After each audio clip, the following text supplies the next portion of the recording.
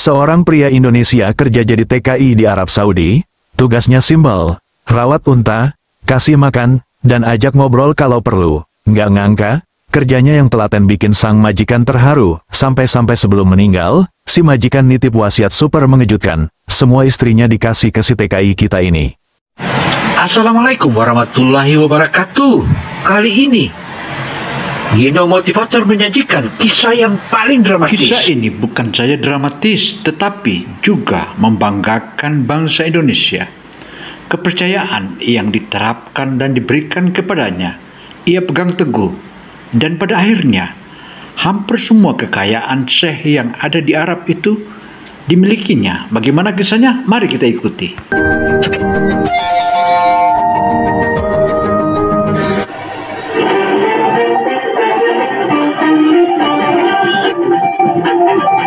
Gino Motivator menyajikan berita-berita dan kisah-kisah sedih yang memberikan kita motivasi. Ayo ikuti dan tontonlah hingga akhir.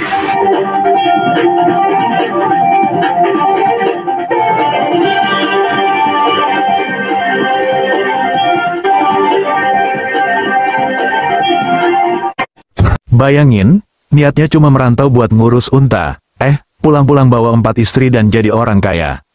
Seorang pria Indonesia kerja jadi TKI di Arab Saudi, tugasnya simpel, rawat unta, kasih makan, dan ajak ngobrol kalau perlu. Nggak ngangka, kerjanya yang telaten bikin sang majikan terharu, sampai-sampai sebelum meninggal, si majikan nitip wasiat super mengejutkan, semua istrinya dikasih ke si TKI kita ini. Iya, beneran, 4 istri dan harta warisan. Dari ngurus unta jadi juragan rumah tangga, penasaran gimana ceritanya bisa sampai segitunya? Tonton videonya sampai habis, biar nggak salah paham dan nggak ngira ini sinetron. Jangan lupa like dulu, subscribe, dan nyalain lonceng, karena cerita-cerita unik kayak gini cuma ada di channel ini.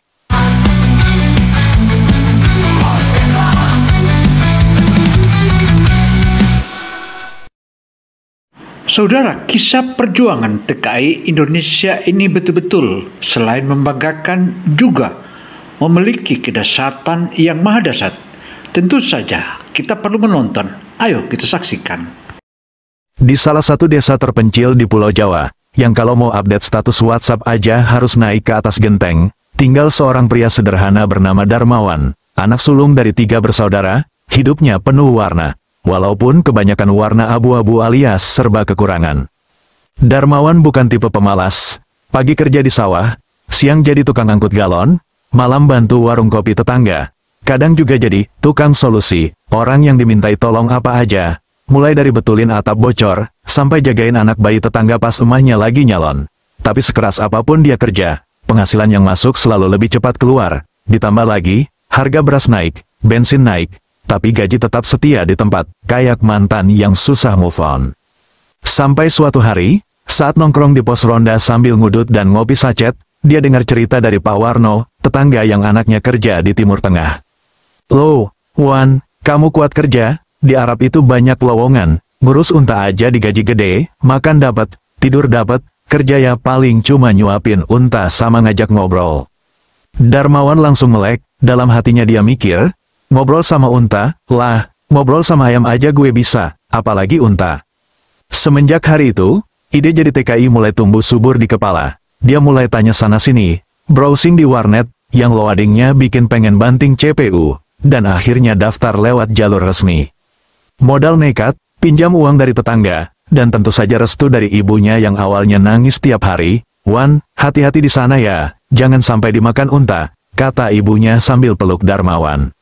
Darmawan cuma senyum, tenang, Bu, saya ngurus unta, bukan jadi camilannya.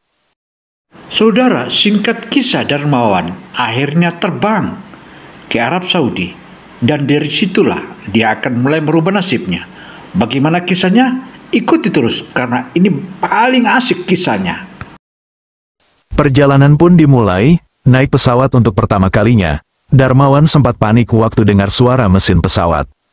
Ini suara biasa atau pesawatnya bocor, katanya ke penumpang sebelah, yang cuma senyum simpul dan masang headset. Sesampainya di Arab Saudi, Darmawan langsung disambut udara panas yang menusuk sampai ke pori-pori jiwa. Astaga, ini matahari kok kayak dendam sama manusia. Keringat langsung keluar padahal belum ngapa-ngapain, jalan sedikit aja rasanya kayak olahraga kardio. Ia dijemput oleh seorang pria berjubah putih, berjenggot panjang, dengan parfum khas Arab yang aromanya sanggup bikin kepala muter, tapi adem. Namanya Syekh Abdullah, majikan barunya. Orangnya kalem tapi punya aura bos besar. Ismuka Darmawan? Yes, saya Wan, jawab Darmawan dengan logat Jawa plus grogi total. Syekh tersenyum, lalu berkata pelan, "Anta fi amani, unta-unta kami sekarang jadi tanggung jawabmu." Darmawan dalam hati mikir, waduh, baru pertama kerja langsung dikasih amanat kayak gini, ini unta apa anak presiden? Ia dibawa ke rumah majikannya yang besar, dikelilingi padang pasir luas dan kandang unta yang jumlahnya bikin bingung. Ini ternak unta atau kebun binatang pribadi. Hari pertama di kandang, Darmawan dikenalkan sama unta-unta besar, tinggi, dan ekspresinya, ya, agak sombong. Salah satu unta paling tua namanya Malik, badannya besar, leher panjang kayak tiang bendera, dan kalau dia sendawa, bisa bikin seluruh kandang diam sejenak. Lucunya, Darmawan mulai ngobrol beneran sama unta-unta itu. "Malik, kamu hari ini makannya cepet banget, diet apa lapar?"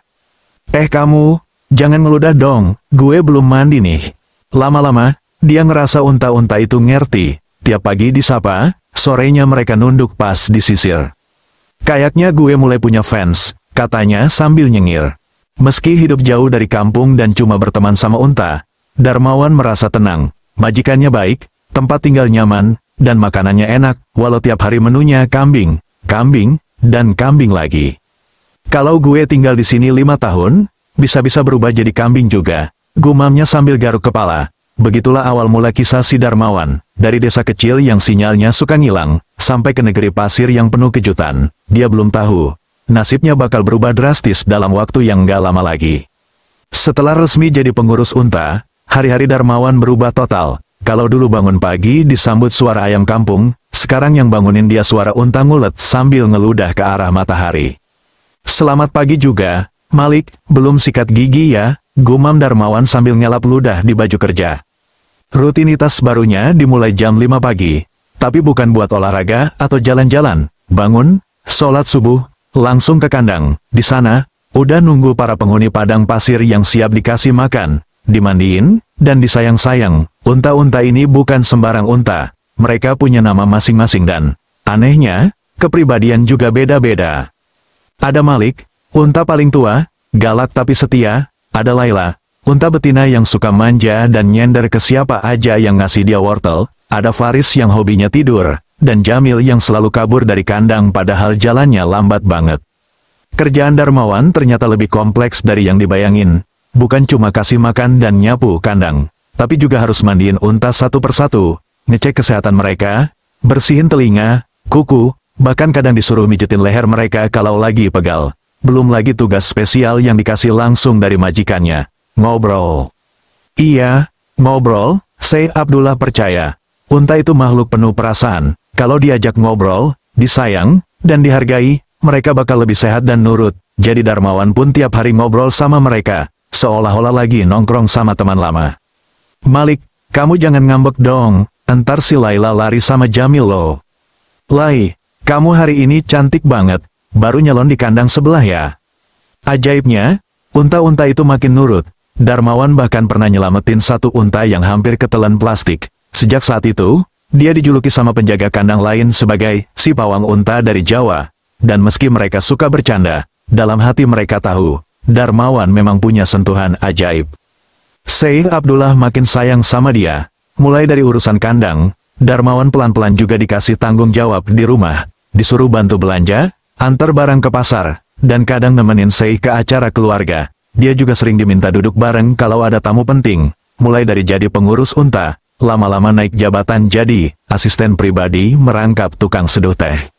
Di rumah, Darmawan tinggal di bangunan kecil di belakang rumah utama. Kamar sederhana, tapi lengkap, AC dingin, kasur empuk, dan yang paling penting, ada colokan buat ngecas HP. Tiap malam dia video call keluarga.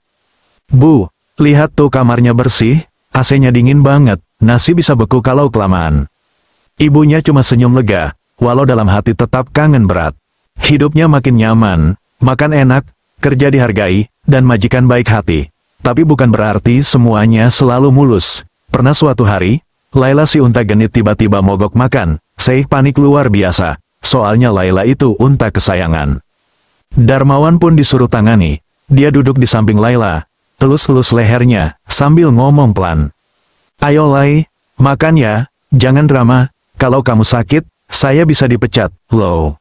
Setelah 2 jam, Laila akhirnya makan. Seih terharu. Sejak itu, hubungan mereka makin dekat. Darmawan bukan cuma pegawai, tapi sudah dianggap seperti anak sendiri. Yang makin menarik, para istri Seih juga mulai akrab. Iya, benar, bukan 1, bukan 2, tapi 4 istri. Mereka tinggal di rumah yang sama, tapi beda kamar. Awalnya Darmawan agak kikuk tiap ketemu. Tapi lama-lama, para istri ini mulai sering nyapa dan ngobrol. Darmawan, hari ini Laila sehat ya? Tanya istri pertama. Alhamdulillah sehat, Bibi, malah tadi sempat joget juga di kandang. Kadang ada juga yang minta tolong dibelikan bumbu dapur ke pasar, atau nitip makanan buat unta favorit mereka. Pelan-pelan, Darmawan jadi bagian dari rumah itu, dihormati, dipercaya, dan dianggap keluarga. Hari demi hari berlalu, Darmawan merasa hidupnya pelan-pelan berubah. Dari pria desa yang cuma pengen nyari rezeki, sekarang dia merasa punya tempat baru yang menghargainya. Tapi semua kebahagiaan itu perlahan berubah ketika suatu hari Seih Abdullah jatuh sakit. Bukan batuk pilek biasa, ini sakit yang serius. Rumah mulai sepi, suasana berubah. Dan di balik sakit itu, tersimpan sebuah wasiat yang bakal membalik hidup Darmawan sampai ke akar-akarnya. Saudara Darmawan yang sebelumnya menjadi tenaga kerja kini sudah merasa dia sebagai tuan rumah. Bahkan dia mendapat wasiat. Wasiat itulah yang membuat Darman menjadi kaget. Bagaimana kisahnya? Hari-hari Darmawan di padang pasir terus berjalan. Tapi sekarang, langkahnya lebih ringan, senyumnya lebih lebar, dan pekerjaannya makin banyak. Bukan karena disuruh, tapi karena dia makin dipercaya. Awalnya, dia cuma disuruh rawat unta, tapi makin hari, tugas-tugas tambahan berdatangan kayak promo akhir bulan. Kadang disuruh bantu sopir cuci mobil, kadang disuruh bantu tukang masak belanja ke pasar, bahkan pernah juga disuruh jagain anak kambing yang baru lahir karena ibunya stres dan ogah nyusuin. Waktu di kampung saya ngurus ayam, di sini naik level, ngurus unta dan kambing Arab, begitu katanya sambil senyum ke kamera waktu iseng bikin story buat adiknya di kampung. Namun semua itu bukan beban. Karena setiap yang Darmawan kerjakan, selalu dibarengi dengan senyum ikhlas dan selera humor. Rumah majikan pun jadi lebih hidup sejak dia datang. Para pekerja lain mulai lebih ramah. Bahkan kadang minta Darmawan jadi penengah kalau ada yang cekcok soal giliran bersih-bersih. "Wan, si Yusuf tuh nggak mau bersihin kamar mandi," kata pekerja satu. "Hei, Yusuf, jangan egois dong. Bersihin kamar mandi tuh ibadah," jawab Darmawan sambil nyengir. Lama-lama, reputasinya nyebar ke seisi rumah. Bukan cuma di kalangan unta, tapi sampai ke dalam rumah utama, tempat para istri Seih tinggal. Darmawan awalnya jaga jarak, dia tahu diri, sadar posisi. Tapi lama-lama, para istri Seih mulai memperhatikan. Awalnya cuma basa-basi. "Darmawan, kamu udah makan?" Lalu naik level. "Darmawan, bisa bantu angkat karpet ke balkon?" Sampai akhirnya, "Darmawan, menurut kamu warna jilbab ini cocok nggak?" Darmawan sampai bingung sendiri. "Bu, saya ini pengurus unta, bukan penata gaya," katanya sambil nyengir kaku. Tapi yang paling bikin Darmawan terkejut adalah hubungan dia dengan Seih Abdullah sendiri. Bukan lagi sekadar hubungan majikan dan pembantu, tapi seperti ayah dan anak. Seih sering ngajak Darmawan duduk di majelis keluarga, ngajak ngobrol soal politik, bisnis, bahkan kadang nanya pendapat soal keputusan-keputusan penting. "Darmawan, menurutmu unta jenis mana yang paling kuat untuk balapan?" Darmawan, yang jelas nggak pernah ikut balap unta, jawab seadanya, "Yang kakinya panjang dan nggak banyak drama, Seih." Seih ketawa sampai batuk-batuk. "Kamu ini, kalau buka usaha stand-up komedi di Riyadh, bisa laris." Bahkan suatu hari, ketika cucu Seih ulang tahun, Darmawan disuruh jadi badut unta. Dia disuruh pakai kostum unta dan joget di halaman. "Lah, ngurus unta beneran udah biasa, sekarang jadi unta bohongan," gumamnya, tapi dia tetap lakuin. Dan justru setelah itu, semua orang di rumah makin sayang. Seih mulai kasih kepercayaan yang jauh lebih besar. Kunci gudang utama dikasih ke Darmawan. Dokumen penting kadang dititip. Bahkan beberapa kali Darmawan yang mewakili Seih ngasih arahan ke pekerja lain. Di malam-malam tertentu, Sei kadang manggil Darmawan buat duduk di taman, cuma berdua, sambil minum teh, mereka ngobrol, kadang soal hidup, kadang soal unta, kadang soal masa lalu Sei yang ternyata pernah juga jatuh miskin waktu muda. Kita sama, Darmawan, aku dulu juga cuma gembala kambing, tapi Tuhan bawa kita ke tempat yang berbeda, dan aku merasa kamu bukan cuma bekerja, kamu ini, punya hati yang bersih, jujur, tulus, dunia butuh orang kaya kamu. Darmawan cuma senyum. Tapi dalam hati, dia merasa ada sesuatu yang besar sedang bergerak dalam hidupnya. Namun semuanya mulai berubah ketika Sei mulai sering sakit. Awalnya ringan, cuma batuk-batuk. Tapi makin lama, badannya makin lemah, aktivitasnya makin terbatas. Kadang seharian cuma di kamar. Dokter mulai sering datang, dan suasana rumah pun berubah. Para istri jadi lebih sering kumpul, pekerja rumah lebih hati-hati.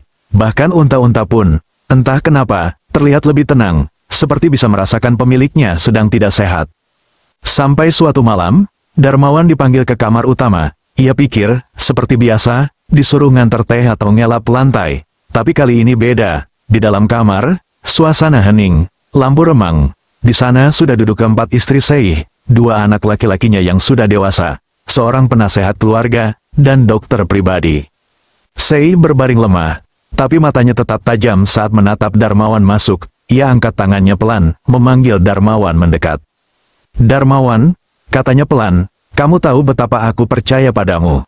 Darmawan hanya mengangguk, masih bingung. Sei melirik ke sekeliling, lalu berkata, kalau aku meninggal nanti, aku ingin kamu menjaga rumah ini, keluarga ini. Semua orang menunduk, Darmawan mulai deg-degan, lalu kalimat berikutnya datang, seperti petir di siang bolong gurun pasir. Menikahlah dengan istri-istriku. Lanjutkan hidup mereka, jaga mereka, dan jadilah kepala keluarga. Darmawan langsung kaku, pandangannya buram, keringat dingin ngucur, padahal AC nyala dingin. Maaf, Sei, saya salah dengar apa gimana tadi?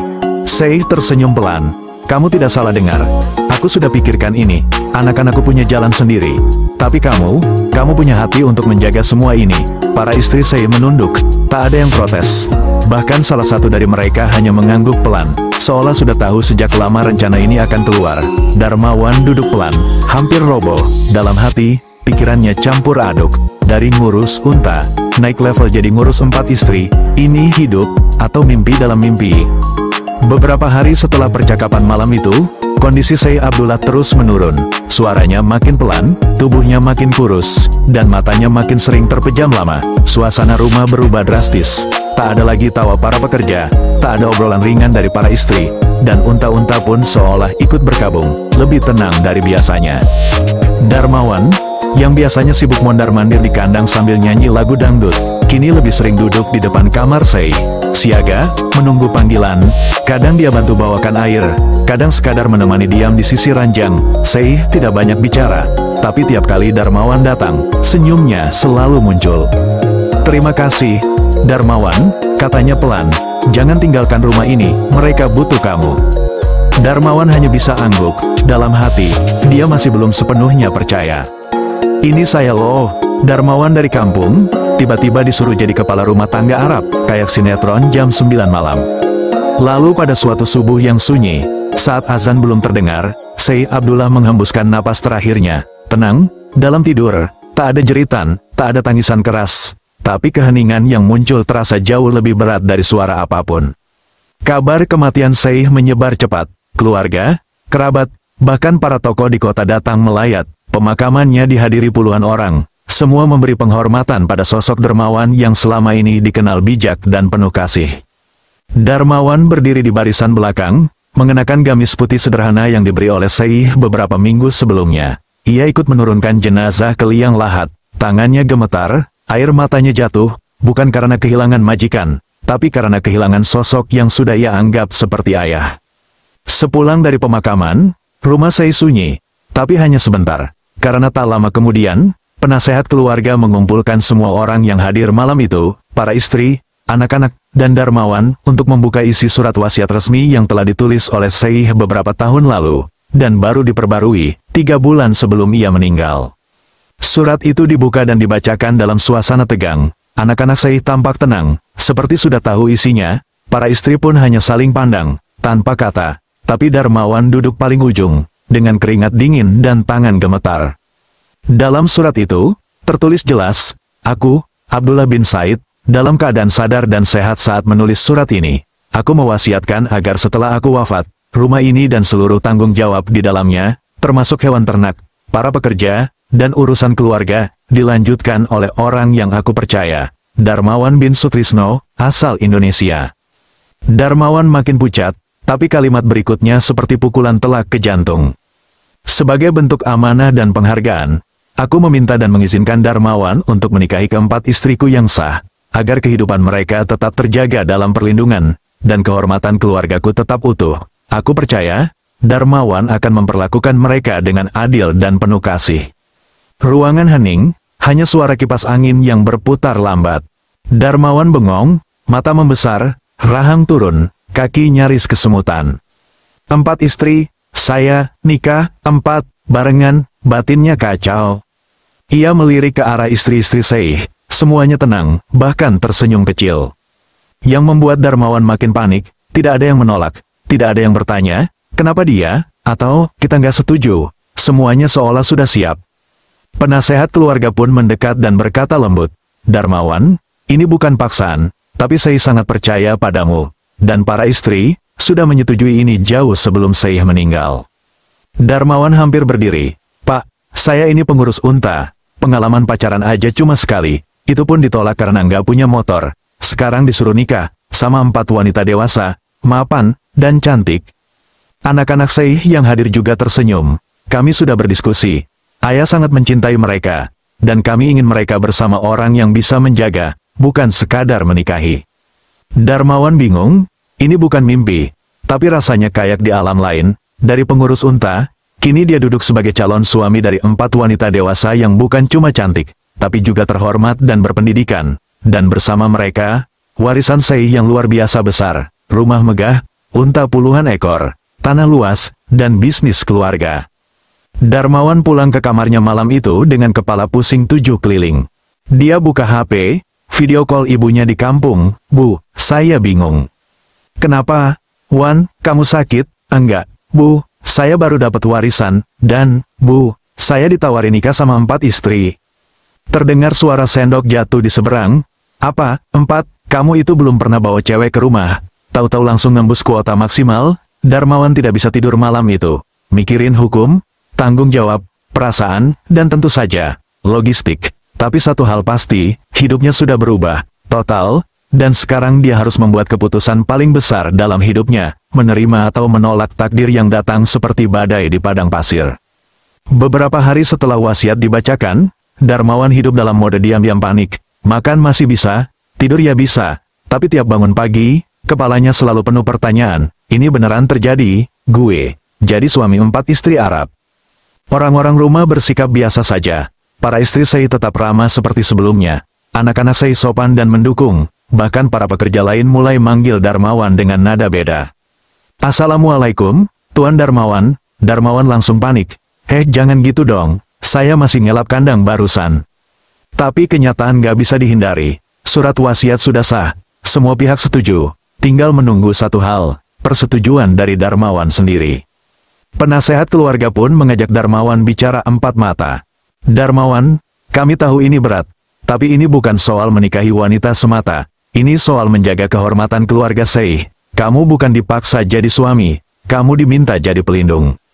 Darmawan diam, dalam hati, konflik batin berputar kayak kipas rusak. Saya ini anak petani dari desa kecil, pendidikan nggak tinggi, pengalaman rumah tangga, nihil, bahasa Arab aja masih suka kepleset. Lah sekarang disuruh mimpin rumah berisi 4 wanita dewasa yang dulunya istri orang terpandang. Tapi satu hal yang tidak bisa ia sangkal, Syekh percaya padanya. Dan lebih dari itu, keempat istri Syekh pun memperlihatkan penerimaan yang tulus. Bukan karena cinta pada pandangan pertama, tapi karena rasa hormat dan keyakinan bahwa Darmawan bisa menjaga mereka dengan adil. Akhirnya, setelah berkonsultasi dengan penasehat agama dan keluarga, serta video call maraton dengan ibunya selama 3 malam berturut-turut, yang ujung-ujungnya cuma bisa bilang, asal kamu bisa adil. Bu setuju, Darmawan mengangguk. Baik, saya terima, dan mulailah fase baru dalam hidupnya. Hari pernikahan digelar secara sederhana, tapi sakral. Keempat istri Syekh tidak dinikahi dalam satu upacara, satu persatu, dengan jeda dan proses yang adil.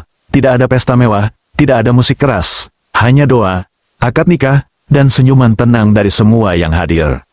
Darmawan sendiri, deg-degan sepanjang minggu, dia sempat belajar ulang tata cara pernikahan, baca ulang surat Ar-Rum dan An-Nisa, bahkan latihan ucap ijab kabul sendiri di kamar depan cermin. Dan malam setelah akad terakhir selesai, Darmawan kembali ke kamarnya dan hanya bisa terduduk lemas. Ya Allah, ini beneran, saya baru saja sah jadi suami, 4 orang wanita dewasa, 4, bukan 2 ditambah 2, tapi 4 sekaligus. Keesokan harinya, hidupnya benar-benar berubah. Kalau dulu Darmawan bangun pagi untuk ngurus unta, sekarang, bangun pagi buat jawab, selamat pagi, dari 4 arah kamar berbeda. Yang satu nanya mau sarapan apa, yang satu nanya kenapa belum ganti baju. Yang satu ngajak diskusi soal gorden, dan yang satu, diam-diam ngasih baju koko baru. Darmawan sampai ngomong ke dirinya sendiri, jadi suami 4 istri itu bukan tentang senang-senang, tapi tentang siap-siap mental. Ini lebih berat dari narik 2 unta yang lagi berantem. Tantangan pertamanya datang dari hal sepele, jadwal makan malam. 4 istri, 4 dapur, 4 selera, yang satu suka masak kari, yang satu suka masakan Lebanon, yang satu vegetarian, dan yang satu, masakannya selalu pedas level, melelehkan lidah. Darmawan pun harus pintar-pintar diplomasi. Sayang, makananku enak kan? Enak banget, saya sampai pengen nambah, tapi bentar ya, saya ke dapur sebelah dulu. Maksudnya, nganter piring. Begitu juga jadwal waktu bersama, setiap malam diatur agar adil. Senin di kamar istri pertama, Selasa di kamar istri kedua, Rabu ke ketiga, Kamis ke keempat, Jumat, izin cuti, katanya buat evaluasi manajemen rumah tangga. Tapi meski capek, Darmawan menjalani semuanya dengan hati-hati dan penuh tanggung jawab. Ia bukan suami flamboyan, ia suami yang canggung tapi tulus. Dan justru karena itu, keempat istrinya saling menghormati. Saudara, Darman dalam sehari-harinya menghadapi 4 istrinya. Dia betul-betul adil dan dibaginya satu persatu. Tentu ini makin menarik dan terus menarik. Ikuti terus dan ikuti terus. Satu sama lain, bahkan sesekali mereka kumpul bareng dan ngobrol sambil ngeteh, seperti kakak adik. Untung suami kita bukan playboy, kata salah satu. Iya, dia lebih kayak, tukang unta yang kebetulan dapat bonus, jawab satunya sambil ketawa. Darmawan jadi terkenal, tetangga mulai cerita-cerita. Bahkan ada orang luar kota yang datang khusus mau lihat langsung, pria Indonesia yang menikahi 4 janda Syekh, sampai ada yang nanya. Bang, ada tips nggak buat ngatur hati biar adil? Darmawan cuma senyum getir, ngatur unta lebih gampang, Bang. Meski begitu, Darmawan tetap membumi, ia masih ke kandang unta tiap pagi, masih ngobrol sama Malik si unta galak, masih bantu sopir angkut barang kalau ada yang berat, yang beda cuma, sekarang bajunya lebih wangi dan sandalnya lebih empuk. Hidupnya bukan lagi seperti dulu. Kini ia adalah kepala rumah besar, suami dari 4 wanita luar biasa, dan pewaris kepercayaan seorang Syekh besar. Tapi satu hal yang tidak pernah berubah dari Darmawan, kerendahan hati. Saudara Darmawan akhirnya menyadari bahwa ternyata memiliki istri keempat itu hampir setiap hari penuh cinta. Dan hari-hari penuh cinta itulah mulai dikaruniai dan mulai diarunginya oleh Darman secara perlahan dan tepatnya semua istri-istri Darman bahagia, dan bahagia itu teruslah bahagia dan bahagia. Mari kita saksikan lagi. Karena dalam hatinya, ia tahu, semua ini bukan karena dia hebat, tapi karena Allah kasih jalan yang tidak disangka-sangka. 1 tahun berlalu sejak Syekh Abdullah mengembuskan napas terakhirnya, dan selama itu, kehidupan Darmawan berubah dari dasar pasir ke puncak kemewahan. Tapi perubahan yang lebih besar dari sekadar rumah besar atau uang miliaran adalah cara Darmawan melihat dirinya sendiri. Dulu, Darmawan datang ke Arab dengan 1 tas kecil berisi 3 pasang baju, 1 botol minyak angin, dan impian sederhana, kirim uang buat ibunya di kampung. Dia nggak tahu bahwa takdir diam-diam sudah menyiapkan jalan hidup yang levelnya langsung hard mode, tapi hadiahnya luar biasa. Kini, ia bukan hanya pengurus unta, bukan cuma tukang bersih-bersih, tapi kepala rumah tangga keluarga besar Syekh Abdullah, lengkap dengan 4 istri, rumah seluas lapangan sepak bola, belasan ekor unta balap, kendaraan mewah, dan saldo rekening yang membuatnya sempat kaget waktu cek ATM. Ini jumlahnya beneran, atau mesin ATM-nya lagi ngelucu? Tapi Darmawan bukan tipe orang yang lupa diri. Setiap pagi, ia tetap bangun lebih cepat dari alarm, ia turun ke dapur, menyapa para pekerja rumah dengan senyuman hangat, dan tetap pergi ke kandang untuk mengecek unta-unta. Gimana Malik, masih suka ngiler di tempat tidur? Hei, jangan tatap aku begitu, dulu aku tidur di kandang loh. Yang lucu, unta-unta seakan tahu posisi Darmawan naik kasta. Mereka jadi lebih tenang kalau dia datang. Mungkin mereka mikir, ini manusia yang dulunya nyebokin kita, sekarang udah jadi bos kita harus jaga sikap. Setiap sudut rumah punya cerita baru. Istri-istri saya kini jadi istri Darmawan, dan meski awalnya semua terasa janggal, mereka justru makin kompak dari hari ke hari. Mereka saling menghormati, bukan karena takut rebutan perhatian, tapi karena Darmawan berhasil menunjukkan satu hal, dia tidak pilih kasih, semua dia perlakukan adil. Bahkan adil banget, pernah suatu malam, ia tidur sambil duduk karena lupa giliran siapa. Masya Allah, Mas, kata salah satu istrinya, ini rumah tangga, bukan seminar keadilan gender. Tantangan tak berhenti di situ. Sebagai kepala keluarga, Darmawan juga harus mulai terlibat dalam bisnis warisan Syekh. Ada peternakan, ada investasi properti, ada juga toko parfum di kota. Awalnya dia bingung. Dulu saya cuma tahu dagang gorengan, sekarang disuruh hitung margin dari investasi hotel bintang 5. Sempet saya kira, margin itu nama kambing baru. Tapi Darmawan bukan tipe gampang nyerah. Ia belajar, ia panggil penasihat, ia minta diajari baca laporan keuangan, ia mulai baca buku, nonton YouTube soal bisnis, bahkan mulai suka duduk sambil nyoret-nyoret angka pakai pulpen mahal. Namun, di balik semua kesibukannya, satu hal yang paling dia jaga adalah hubungan dengan orang tuanya di kampung. Ibunya kini tinggal di rumah besar yang ia bangunkan, lengkap dengan kolam ikan, taman bunga, dan dapur yang bisa masak 3 jenis sayur dalam waktu bersamaan. Tiap minggu, Darmawan selalu video call. Bu, saya sehat, istri juga sehat, empat-empatnya, unta juga sehat, kambing agak masuk angin, tapi udah dikasih jahe. Ibunya cuma geleng-geleng, kamu ini makin Arab makin lucu, nak. Kadang, ia iseng lihat foto lamanya. Waktu masih nginjek sandal jepit bolong di gurun, waktu tidur di kamar sempit dengan kipas angin yang bunyinya kayak motor butut, waktu pertama kali disuruh sapu kandang dan diceplokin kotoran unta. Darmawan cuma senyum kecil dan ngomong ke dirinya sendiri. Kalau dulu saya tahu ini semua bakal terjadi, saya mungkin bakal nyangkut di bandara karena pingsan duluan. Tapi hidup memang lucu, kadang jalan terbaik itu datang dari tempat paling tidak diduga. Dalam kasus Darmawan, dari kandang unta. Kini, ia hidup tenang, bahagia, rumah tangganya damai, istrinya rukun, unta-unta sehat, bisnisnya berkembang. Tapi yang paling penting, ia tidak pernah berhenti bersyukur. Pernah satu malam, Darmawan duduk sendiri di balkon rumah besar peninggalan Syekh, memandangi langit gurun yang bersih, angin malam membelai wajahnya, suara unta terdengar samar, lalu, dia bicara pelan. Dulu saya kira hidup itu tentang cari kerja, kumpulin uang, kirim ke kampung, lalu pulang, tapi ternyata, hidup itu lebih luas, lebih dalam, dan kadang, lucunya lebih kenceng.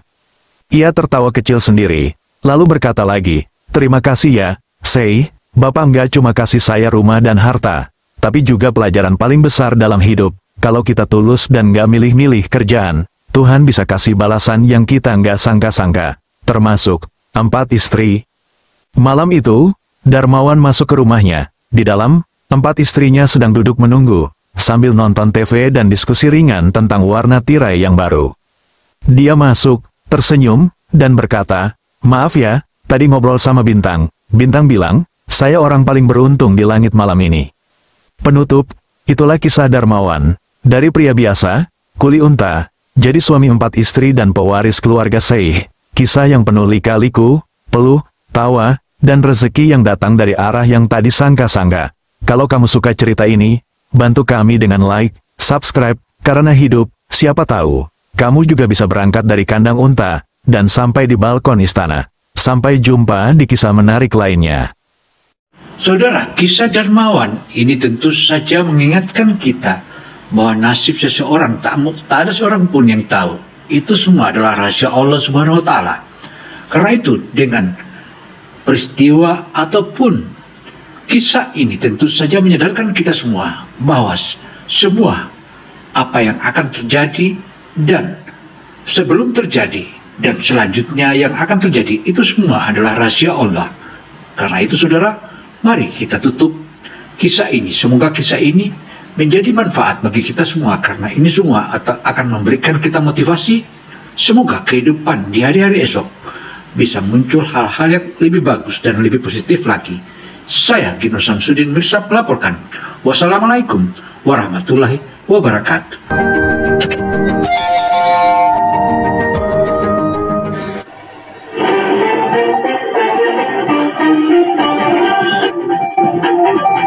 Gino Motivator menyajikan berita-berita dan kisah-kisah sedih yang memberikan kita motivasi.